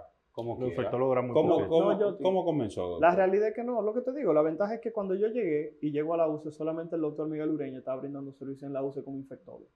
Y el doctor Miguel Ureña, Tremendo Exacto. infectólogo también. entonces el doctor Miguel Ureña brindaba servicios allá en la UCE. Yo simplemente llego para complementar, porque él estaba de servicio los 365 días del año. Ya. Entonces simplemente lo que hace es que se divide el servicio, el doctor Miguel Ureña semana, Héctor Balcácer otra semana de servicio. Eso fue en la UCE. Sí, porque esa es la ventaja, que era lo que te decía, todo tiene algo bueno. Yo termino la especialidad, inmediatamente llego, y entonces el que está director médico fue la persona que era mi coordinador de la residencia de medicina interna, que es el doctor Carlos Tavares, quien me deja entrar a la UCE sin ningún tipo de requisito de nada. Entonces, yo entro a la UCE y ahí comienzo ya a ver pacientes hospitalizados, comienzo la consulta, lo que te dije de Oscar, eso me dio cierta proyección, los medios todos los días me estaban preguntando una Claro. cosa, y las personas entienden, nada, comenzaron a brindar, a buscar atención, a buscar servicio. Y la realidad es que yo no me quejo. O sea, la realidad es que yo he tratado de brindar servicio en muchísimos sitios, pero la verdad es que la UCE era lo que te estaba diciendo. Es el hecho Claro. del lugar donde hice medicina interna y donde me han dado la oportunidad. Realmente. No, tengo- mira, así, sin quererlo, vamos a decir, a lo mejor en el momento usted no lo analizó, pero mire la ventaja de hacer la especialidad de medicina Claro. interna Claro. en la UCE, en Claro. un centro No. como ese. Es difícil ejercer la infectología a nivel privado en la República Dominicana por el hecho de que aquí estos te manejan antibióticos, privan ellos en que manejan antibióticos. Nosotros también. No, la realidad es que la infectología es una de esas ramas en las cuales la gente sabe cuándo tú necesitas un infectólogo. Claro. Cuando tú le pusiste a un paciente lo que tú utilizas habitualmente y vas a utilizar algo con lo cual no te sientes cómodo, muchas veces tú llamas al infectólogo o tú le Totalmente. envías al paciente al infectólogo. La queja que uno siempre tiene es la misma. ¿Por qué no me enviaste el paciente antes? Exacto. Es la queja habitual, Ujú. pero la verdad que tiene que después que le han puesto todo, las opciones que tú tienes para ponerle son menos. Claro. Y tú tienes que pensar en ocasiones un poquitito menos. Lo que sí tengo que reconocer es que cuando uno evalúa la infectología en República Dominicana y en otros países, yo que mi hermanita, como te dije, mi Ujú, hermanita en Tampa. Denise, que está en Tampa, y es infectología también. Entonces, la realidad es que me doy cuenta de que ella, por ejemplo, no se sabe la dosis de los medicamentos porque ella trabaja en un hospital donde hay una enfermera en Claro. infectología. Exacto. Ella dice, Ponle Pon- meropenem. no, Ponle ella vancomicina. dice, "Vamos, ponle ampicilina para que la gente Exacto. que mire, Ok. ponle ampicilina." Y ella se va. Claro. Ella no dice cada cuánto, Claro. ella no dice qué dosis, Claro. ella no dice nada. Llega una licenciada en enfermería que estudió 4 años una En licenciada en infectología. farmacia, Ah, ok. que hizo 4 años de farmacia. Después hizo una residencia igualito que ella de 2 o 3 años de infectología. O sea, que posiblemente tiene el mismo tiempo que ella duró formándose. Exacto. Y esa señora va, Le pesa calcula. al paciente, dice qué patología o qué enfermedad tiene el paciente y ella lo hace, el cálculo, para que ustedes tengan una idea. Claro. Aquí, uno como médico tiene que saber cómo está el hígado, cómo está el riñón, Eso es cómo así. el paciente sufre de algo, es alérgico a Yeah. aquello, cuánto pesa. O sea, la realidad es que cada momento, cada lugar es completamente diferente. Algo que yo no dije, Ramírez, que yo sí cogí los exámenes después de viejo. ¿Ah, sí? Sí, después de viejo me volví loco. ¿En Cogí- serio? cogí Como los- estoy yo ahora, que Co- estoy como en una situación así, Exacto. coño, cualquiera lo coge, a ver qué Exacto. ¿Cuál examen? lo yo se me li- Pero ustedes están locos. ¿verdad? Oye, Pues mi hermano, yo con 41 años cogí, tú ves, estamos ahí casi. cogí mi título de SFNG, De ICFNG, ajá. exacto, abajo el brazo y arranqué entrevistando. Mentira, doctor. Claro, le decía, Ey, ¿cómo pero le eso fue? está muy bueno. ¿Cómo le ¿Y fue, qué doctor? pasó? No le dé idea a este, No, doctor. no, No, Te No le voy a dé idea. decir la verdad. Lo primero es que nos invitaron, porque eso fue en el Metropolitan de Nueva York, nos invitaron a que participáramos de la entrega de guardia. Ok. Y lo primero que hacen es presentar los casos del día, qué sé yo cuánto. Y yo notaba que no había un MA en la sala. Era residente enseñando a residentes. Que yo siempre me he opuesto a ese tipo de procesos. Claro. Eso está bien que tú lo hagas una vez, 2 veces, pero un residente necesita tener un médico un tutor ahí, alguien. que lo acompañe. Una guía, un guía. Exacto, un guía. Oh, aunque, sí. aunque esa gente se leyó el tema la noche antes de ir y fue a molestar, pero usted necesita una gente que esté ahí, que sea especialista, que tenga cierto grado ya de formación. Entonces, eso fue lo primero. Todo el que entraba y salía, todo el mundo le preguntaba, ¿qué te preguntaron? Y le decían, me dijeron que presentara un caso clínico, o sea, que él se imaginara un caso clínico, lo presentara, que yo que para ver el dominio. A mí me dejaron de último. O sea, yo fui la última persona que entrevistaron ese día. Y cuando yo entré, la persona que me entrevista me dice, Héctor, ¿qué tú haces aquí? Así mismo. Y yo le dije, ¿tú no me vas a decir que te presente un caso clínico? Así fue que yo comencé la conversación con ese señor, porque a todo el mundo le habían preguntado un caso clínico, porque no me preguntaban un caso clínico. Entonces, la realidad es que en ese momento... Él sabía quién era. Claro, porque tú mandas un currículum, claro, imagínate tú. Claro. Entonces, la realidad es que cuando yo estoy hablando con él, la conversación no era de que tú estés entrevistando a alguien para saber si te puede ayudar en un programa. Tanto así que en un momento yo le interrumpí, porque él me pregunta, Héctor, ¿qué tú estás viendo allá donde tú estás? Yo le dije, no, yo estoy viendo en este momento infecciones de cirugía plástica. Y le dije en ese momento, tengo una queja con ustedes aquí como ciudad, como médico. Y es que mucha gente que vienen de Nueva York, se operan en República Dominicana, hacen una infección, aquí no le quieren poner la mano. Y esa gente tiene que volver para allá para recibir tratamiento de procesos que ustedes pueden resolverle aquí. O sea, te estoy diciendo, la conversación se tornó, en lugar de ser una conversación de un entrevistador a un entrevistado, a una conversación de colegas. Es tanto así que yo le interrumpí en uno y le dije, mira, yo te agradezco el trato, pero yo necesito que tú me preguntes algo que te diga a ti que yo pudiera hacerte útil en la residencia. Claro. No sé si me doy a entender, o sea, a ese nivel. Y la realidad es que cuando me pasaron, que esto es lo que yo siempre lo digo relajando, me pasaron una hojita que decía, en este hospital tenemos el servicio hasta de 36 horas. Y yo con 41 años que me duermo viendo los noticieros. Ya esto no es para mí. Oye, y que volvió a hacer uno del Morgan, ¿no? No, de verdad, así mismo. Yo dije, no, esto no es para mí. Pero la realidad es que es importante porque aprendí muchas cosas. Claro. La ventaja es que le puedo transmitir a mis estudiantes de INTEC, que eso es algo que yo el otro día también tuve el privilegio de que en INTEC me seleccionaran como el egresado destacado del año, el año pasado. Y la realidad es que ahí yo también me porté malísimo, porque la realidad es que uno dice que no, pero hay situaciones que te tocan. Y el COVID a mí me tocó, realmente me tocó feo, porque fue un programa que hicimos una vez con un grupo de médicos de allá de la UCE, que yo les decía, señores, el COVID nos ha quitado muchísimas cosas. O sea, hay pacientes que yo tengo en mi celular que yo a veces lo veo y me siento tan mal y lo paso corriendo porque sé que se le murió la mamá, o se le murió el papá, o se le murió alguien, y uno se siente mal como quiere. Entonces, en un momento en el cual uno no tenía ni tratamiento, ni medicamento, ni tenía vacuna, ni tenía de nada para prevenir esto, uno acotaba a los pacientes, le ponía oxígeno, soluciones, esteroides, antibióticos, cosas que tú le ponías a todo el mundo y tú decías, Dios mío, pero yo no estoy haciendo nada contra el virus. Entonces tú decías, Dios, y eso de verdad te tocó. Es tanto así que cuando me dieron el premio de egresado destacado, yo de verdad le decía, yo no me siento como ni como un egresado destacado, ni como un héroe, como me querían decir, porque la realidad es que yo lo que me sentía era malísimo. Todavía uno se siente mal, pero la realidad es que uno ya, después de varios días de uno analizarse, uno puede sentarse, uno se da cuenta, pero la realidad es que uno estaba desbaratado, mi hermano, destruido. Doctor, ¿cómo usted llega a ser profesor de INTEC? Mira, cuando yo termino infecto, el doctor Miguel Núñez, que también es infectólogo, ustedes lo conocen, el pastor. El pastor. Sí. Era el profesor de infectología en INTEC. Entonces, él decide dedicarse completamente a su cosa de religión. Entonces, yo terminando como egresado de INTEC, me dicen que vaya a dar una tutoría. Entonces, yo le doy clase a 3 egresados, a 3 muchachos de INTEC. Uno de ellos es ginecólogo, justamente, que es Félix Escaño. Sí. Entonces, dentro de ese grupo estaba Félix Escaño y 2 gente más. Ese primer grupo que yo le doy clase de INTEC, al próximo trimestre me dicen que dé otra tutoría, pero nada más a un estudiante. Entonces, ya el siguiente trimestre me ponen la clase normal y le doy clase al primer grupo de gente. Un grupo que yo era un muchacho, ellos también eran muchachos. La realidad es que son de gente, personas que, por ejemplo, ese grupo que yo le di clase la primera vez, uno de ellos es neumólogo e intensivista en Indianápolis. Wow. Y ese muchacho llegó y me llamó y nosotros nos juntamos en el comedy, un grupito, Ya. a ver un par de cervezas, a hablar un regalo de disparate. Porque la realidad es que se creó un vínculo. Entonces ya después de ahí, la realidad es que yo tengo desde el 2014 dando clases en INTEC. O sea, yo tengo 17 años dando clases en INTEC. Y algo sí que yo dije de verdad que me salió. De 2004 entonces. Del 2004. Ok. Lo que sí yo puedo decir que yo lo dije de verdad cuando acepté lo del egresado destacado allá en INTEC, es que eso es algo que yo lo haría de gratis. Ya. La realidad es que yo Sí, eso es una pasión. me sentí Sí. malísimo cuando comenzamos la clase virtual. Porque la verdad es que uno no Oye, estaba No preparado. es lo mismo, ¿eh? No, No es lo mismo. No. Y sobre todo No es lo porque mismo, man. tú sabes que ahí me dio risa porque alguien me dijo que los estudiantes no estaban preparados para la clase virtual. Sí.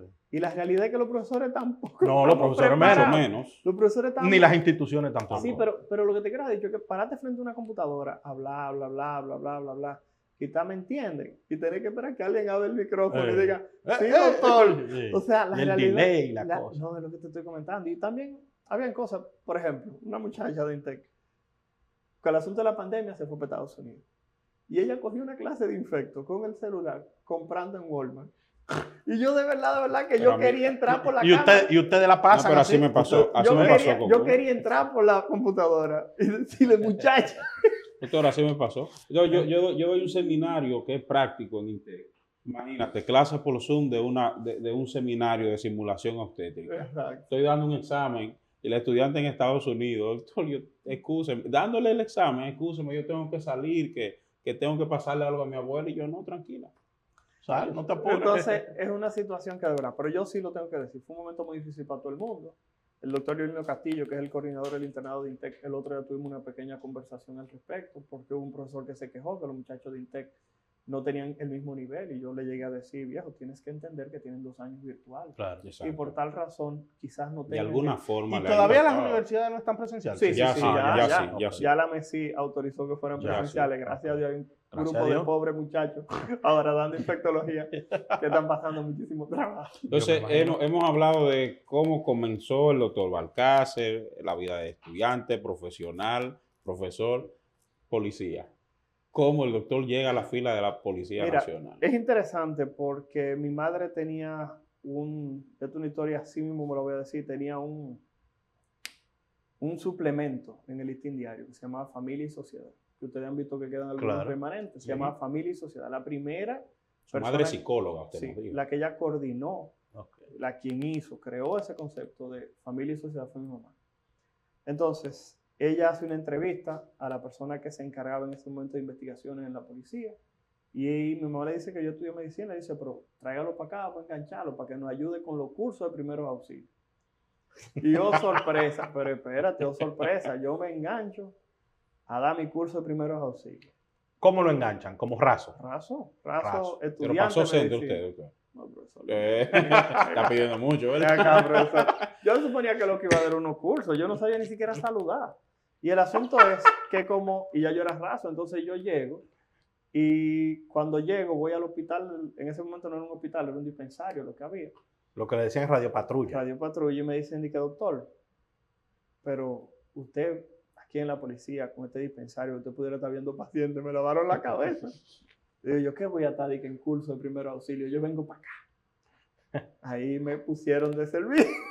Coge ahí. Ah, ¿tú quieres trabajar? Coge Venga. ahí, exactamente. Y la realidad es que ahí la doctora Mercedes Feli Ángeles, que es patóloga, me enseñó a saludar, o sea, hacer saludo Lo policial. enseñaron. Oye, Sí, Sí, lo- siempre aparece uno. Ven, fulano, Exacto, saluda. exacto. No, mira, se saluda Exacto. así. Sí, no, porque ella era una historia diferente. Ya se había enganchado a la policía como patrullera. Estaba en la policía escolar y después entra a la universidad, estudia medicina, porque es lo que estamos diciendo, todo el mundo tiene su historia. Y esa muchacha sale de la policía escolar y termina justamente enseñándome cómo saludar, etc.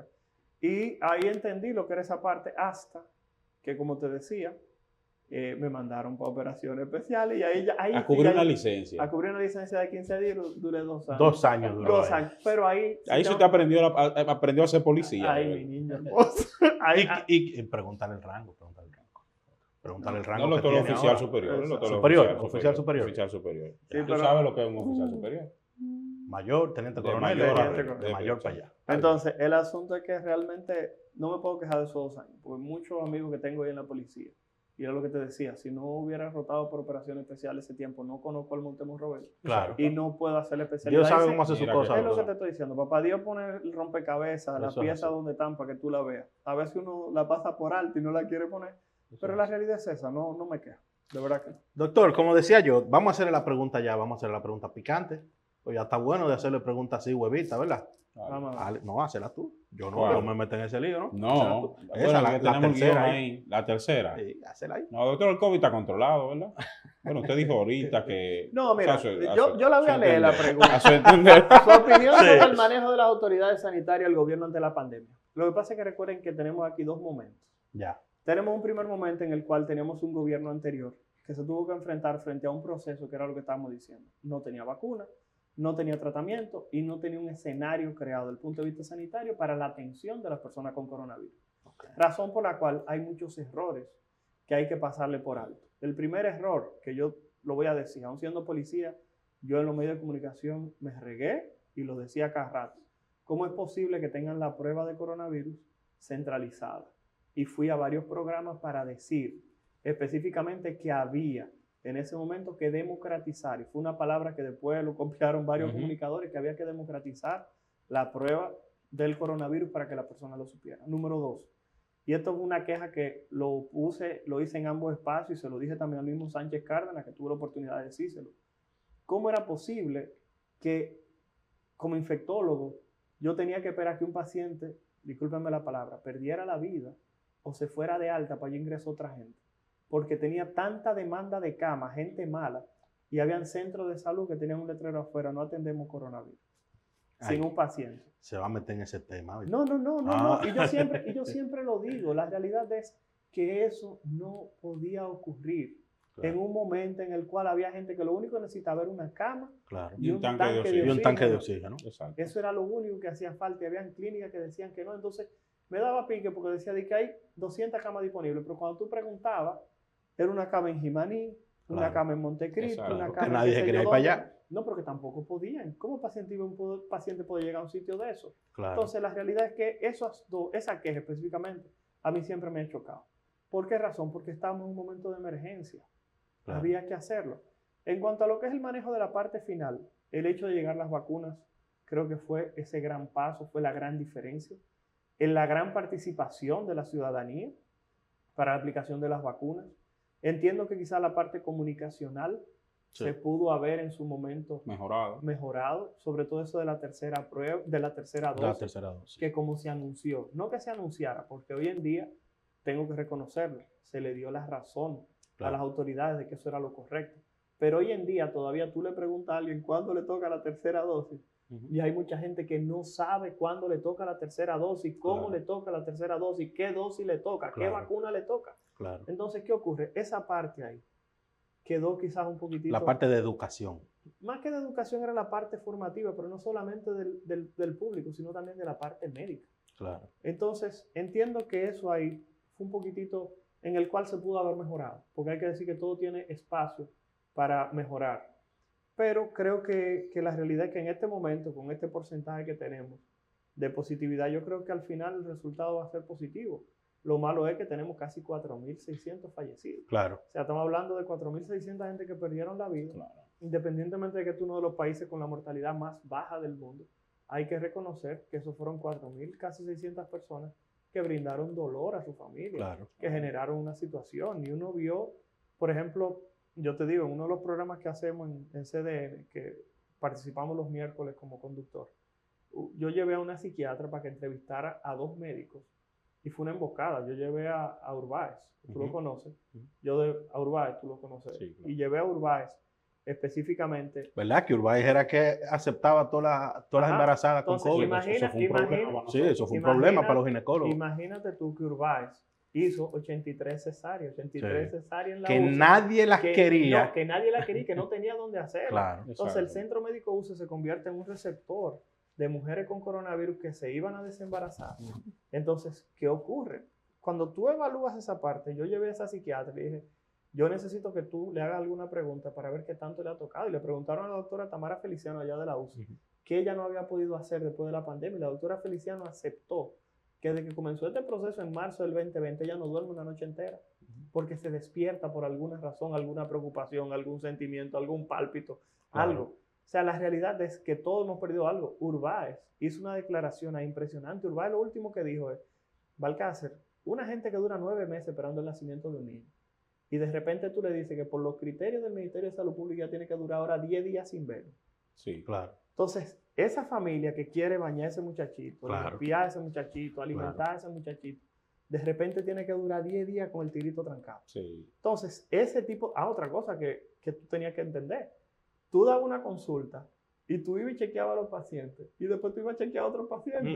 Entonces, el problema es que tú no sabías si tú estabas infectando a esa otra gente después. Era un problema tan grande que tú nunca tenías paz mientras estabas brindando la atención. El Centro Médico U se viene a poner oxígeno central y es un alivio porque mientras tanto era cargando tanques de para arriba y oxígeno. para abajo, para O arriba y sea, para abajo. llegó un momento que los camilleros daban tan poco abajo que yo me tuve que tirar un tanque de oxígeno al hombro, para que ustedes entiendan. Los ventiladores se tenían que subir a las habitaciones porque no habían cama disponible, pero entonces tú tenías un ventilador que funcionaba más o menos para tratar de tener una gente viva, señores. Claro. La verdad es que todo el mundo lo pasó mal, porque hay que Claro. decirlo, todo el mundo lo pasó mal, pero de verdad que el personal de salud es algo que de verdad, esto yo entiendo que no se va a olvidar, por lo menos por ahora. ¿Por Claro. qué? Porque uno siempre habla de los médicos, enfermeras, pero ¿y ese señor que le tocaba entrar a una habitación a limpiarla? Sí. Exacto. Mi hermano que Ese camillero que tenía que el llevarlo a hacer camillero una no, tomografía. el El tipo que conserje, limpia la el que habitación, limpia, Ya. claro. que tenía que meter la mano en un zafacón Claro. de la pupú de ese señor, tenía que limpiar el sanitario, quedarse en la Putas, habitación mientras el expectoraciones, lo que paciente sea. estaba tosiendo. Hermano, mire, Sí. y esa gente que son los que tienen posiblemente la menor capacidad adquisitiva, quizás llega a su casa con su esposa y 5 muchachos, Eso Sí. es así. trancados en un cuarto porque está bien. Hay gente que vive en una torre, un ascensor, 3 habitaciones, Tiene, cada una tiene, con tiene su la baño. posibilidad de Tú estar tienes la aislado. posibilidad de estar aislado, como decía la gente, no, doctor, yo me tranqué en mi habitación, en mi baño, que sé yo cuánto, pero ¿y esa gente? Claro. O sea, que estamos hablando de que habían situaciones, como dicen por ahí, la hora brava le llega Sí, eso a es la así. gente. Entonces, imagínense ustedes que la señora que estaba en mi casa, cuando yo salí positivo, le dijeron por el teléfono que si ella iba a la casa, se la iban a quemar, con ella dentro. O sea, a ese nivel. Los vecinos. Los Los vecinos, vecinos. la No gente vengas. que la quiere y la cuida. No venga porque te vamos a quemar Eso con es todo y casa. El Sí. ministerio hizo que ella se quedara con nosotros, Claro. pero es una realidad O sea, ya la incómoda. manejaron como positiva. Claro, ella tampoco Prácticamente. dio positiva nunca, pero como tú comprenderás, Claro. fue una situación. Además, yo duré 32 días sin poder salir de mi casa. Como ha, Era cambi- acechándolo, como ha estaba. cambiado la cosa. Era Acechándolo, acechándolo. acechándolo no. Me mandaban todos los días una patrulla a que me tomara una foto. Yo tenía que salir todos los días al balcón de mi casa a tomarme una foto. Como ha ¿Y cambiado qué la hacer? cosa. Ahora son 7 días de aislamiento. Así mismo. Porque la primera vez podemos subir y yo, pero tú estás loca. Yo tengo COVID, quédate allá abajo. Claro. Yo salgo al balcón y me tiro la foto. Pero era todos los días. Y me Pero llevaban. eso era por cuidar a que usted saliera. Lo que pasa es que eran 2 situaciones. Primero, como se había generado tanto escándalo, No, fue un escándalo. exacto, No, fue un escándalo. como se había generado tanto escándalo, lo menos que le conviene a las autoridades que digan que este es el doctor Balcácer en el lado bomba. Dando una En el entrevista. Todavía lado- está hoy. en el lado Dando una bomba. entrevista. Porque no es Exacto. fulanito el de Exactamente. O sea, yo entiendo que en ese momento querían Claro. que específicamente Héctor Balcácer no saliera. Yo lo entiendo, pero la realidad es que en ese momento se le daba seguimiento a todo el que estaba positivo. Claro. Esa es la realidad, pero yo te digo, cuando yo salí positivo éramos 32 gente. Exacto. Después aquí tuvimos un momento en que teníamos 100.000 gente positiva. Ahí no ¿Cómo? se le puede dar. No le puede dar seguimiento. No hay cámara para tirarle No, fotos a tanta no, gente. Y es no. tanto así que hay una paciente que me dijo, doctor, yo con este COVID he trancado todo el tiempo en mi casa, nada más voy al supermercado y vuelvo. Y yo, pero tú tienes que estar relajando conmigo. O sea, ¿cómo así al supermercado? O sea, así mismo, y yo solamente. Ay, Dios mío. Doctor, el COVID, ¿qué significó el COVID para usted como ser humano? O sea, el impacto que tuvo el COVID, con usted que fue paciente y que manejó tanto COVID también. Como paciente el COVID fue muy... O sea, me ayudó a entender a otras personas. Y como yo sabía que al momento de yo salir del COVID iba a tener inmunidad, yo no sabía por cuánto tiempo, porque realmente no se sabía. Yo tuve la oportunidad de poder sentarme con personas con coronavirus, hablar con ellos, chequearlo como debe de chequearse, porque lamentablemente nadie se le quiere acercar a las personas con coronavirus. Y todo el mundo se ponía el traje ese blanco, se ponían la mascarilla, todo. Entonces, se ponen hasta viseras, sí, todo. pero espérate, la primera vez que yo fui a mi hospital a ver un paciente con COVID, yo entré como estoy con una mascarilla. Y a mí me llamaron de la dirección para darme un boche. Fulano, tú estás loco. Así mismo, tú estás loco. Y yo, pero soy yo, déjenme morir.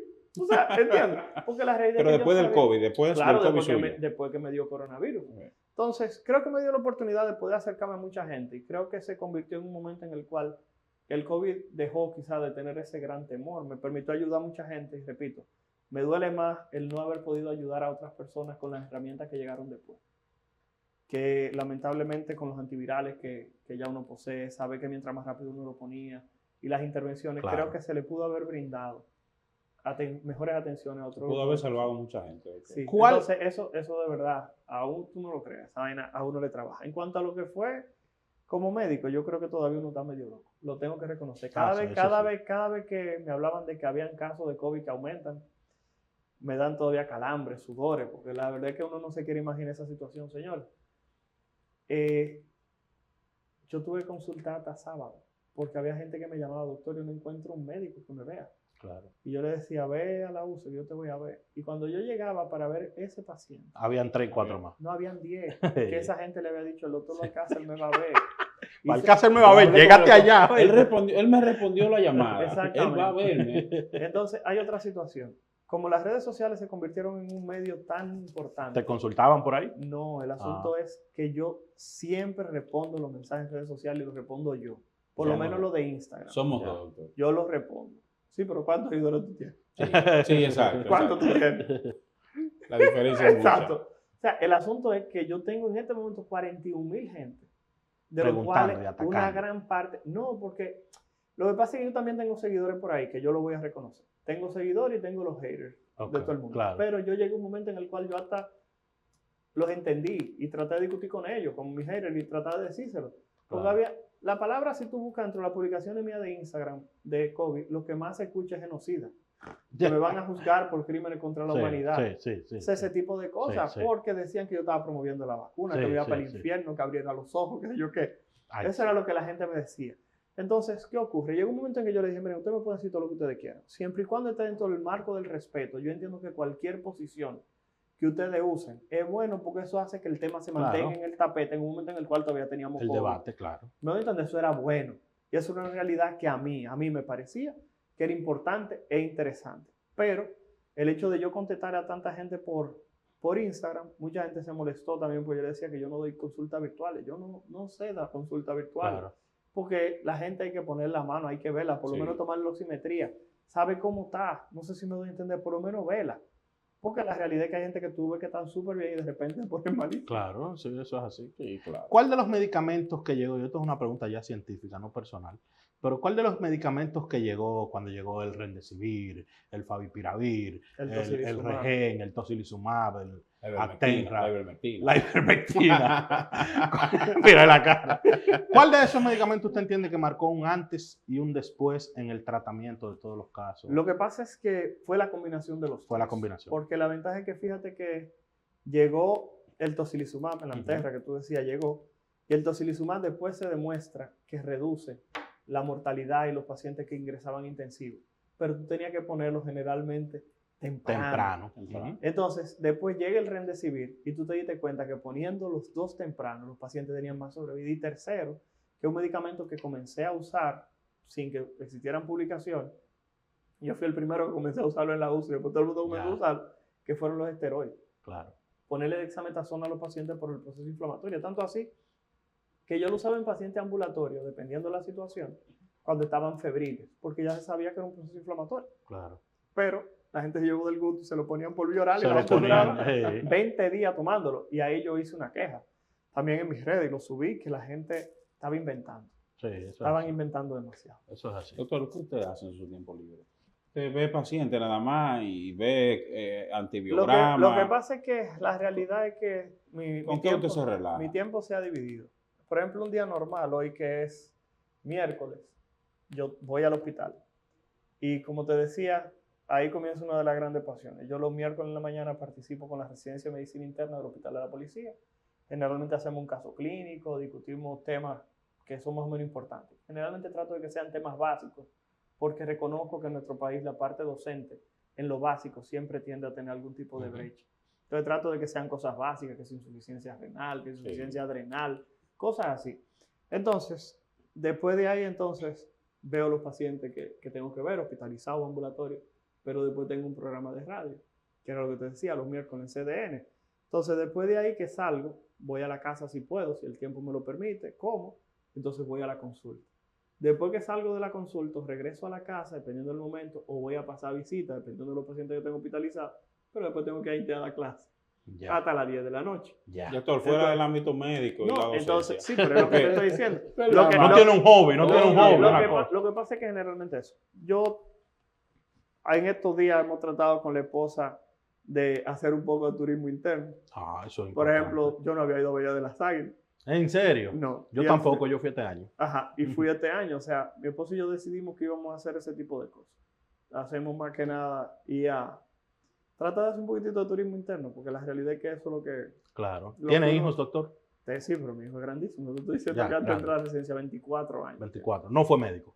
No. No. Hizo... Ni se interesó en nada de eso. No. Comunicación social, mención cine, en Intec también. Ok.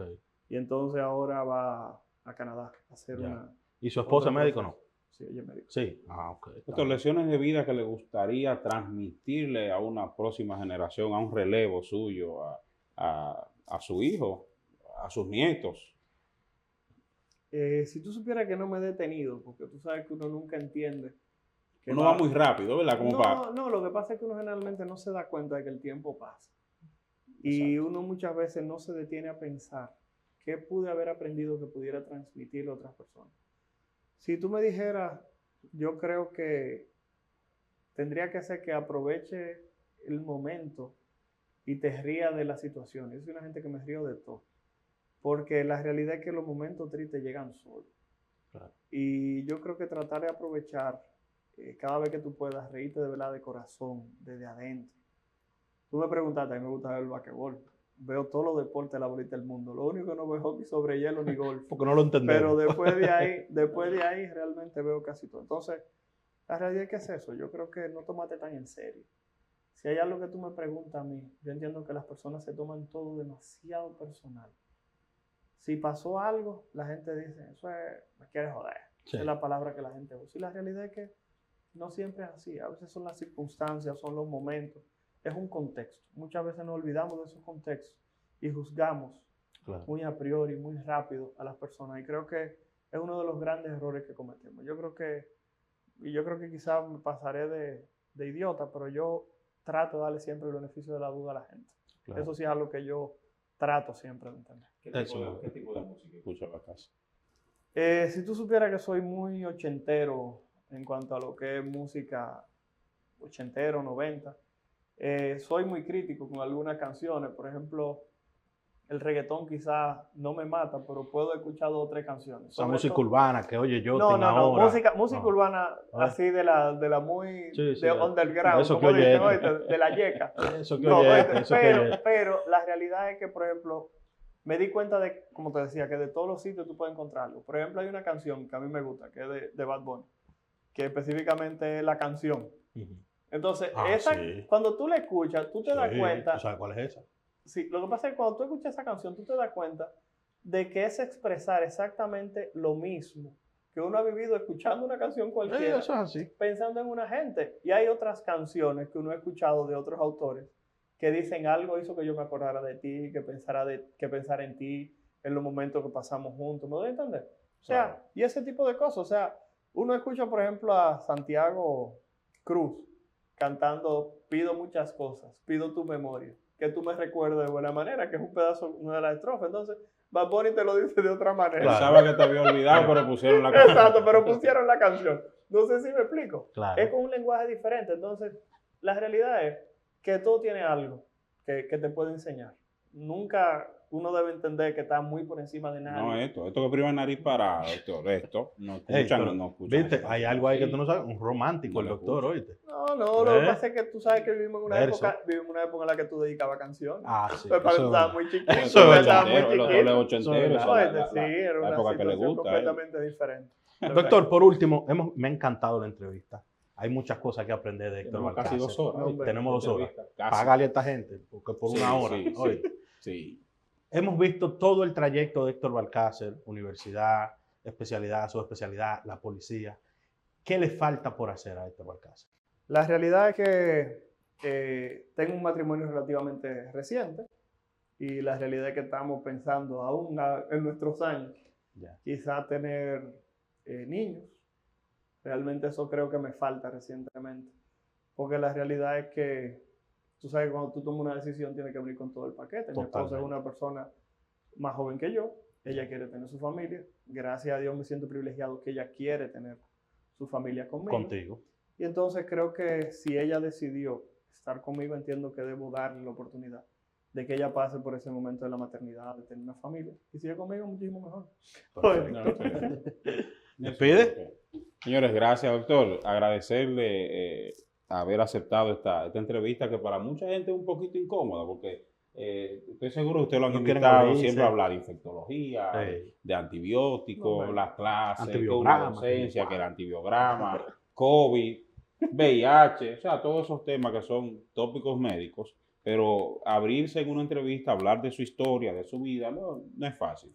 No, lo que pasa es que la gente entiende que todos tenemos, como tú decías, tenemos un trayecto y que no todo ha sido siempre alegría, pero no todo ha sido malo.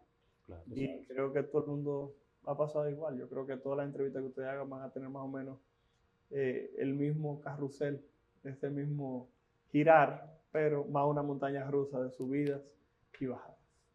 Señores, hasta aquí esta entrevista con el doctor Héctor Balcácer, médico infectólogo, internista, infectólogo, conocido, famoso, ¿verdad? Famoso. Qué afán. Recuerden, esta entrevista sale a través de nuestro canal de YouTube, @triosaludrd.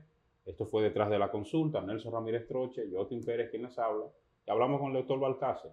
Sintonícenos por ahí, nos escuchamos o nos vemos en una próxima entrega de Detrás de la Consulta.